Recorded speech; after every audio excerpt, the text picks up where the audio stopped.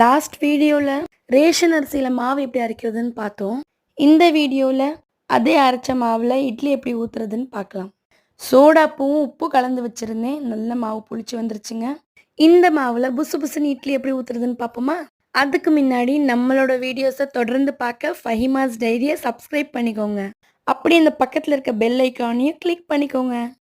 Come to the point. மாவை பார்த்தாலே உங்களுக்கு நல்லா தெரியும். எப்படி இருக்கு பாருங்க, அப்படியே புசு புசு புசுன்னு இருக்கா.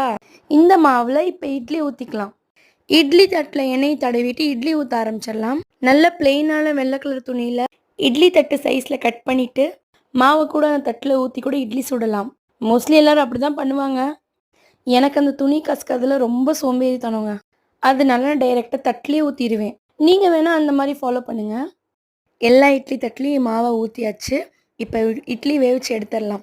தண்ணி நல்லா கொதிச்சதுக்கப்புறம் இட்லி மாவை உள்ளே வச்சு நல்லா அவிச்சு எடுத்துக்கோங்க. நல்ல இட்லி வெந்துருச்சு. இப்போ சர்விங் பிளேட்டில் எடுத்து சர்வ் பண்ணிக்கோங்க.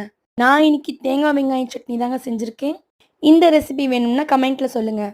ஃப்ரீயான அரிசி வச்சு சூப்பரான இட்லி செஞ்சாச்சு. வெறும் ரேஷன் அரிசி மட்டும் வச்சு ஒரு சூப்பரான இட்லி ரெசிபி பார்த்தாச்சு. இருங்க, இட்லி எவ்வளோ சாஃப்டாக இருக்குன்னு பார்க்கவே இல்லை. இங்கே பாருங்க எப்படி இருக்குதுங்க. அப்படியே சாஃப்டாக பஞ்சு போல் இருக்குதா? அதே மாதிரி டேஸ்ட்டும் சூப்பராக இருக்கும். இதே மாவை வச்சு நீங்கள் பணியாரம் தோசை கூட ஊற்றிக்கலாம். ஓகே ஃப்ரெண்ட்ஸ், நம்மளோட சேனலுக்கு உங்களோட சப்போர்ட் ரொம்ப முக்கியம். நம்ம சேனலுக்கு தொடர்ந்து சப்போர்ட் கொடுத்துட்டே இருங்க. வீடியோ பிடிச்சிருந்தா லைக் பண்ணுங்கள். மறக்காமல் சப்ஸ்கிரைப் பண்ணிடுங்க ஃப்ரெண்ட்ஸ். அடுத்த ஒரு யூஸ்ஃபுல்லான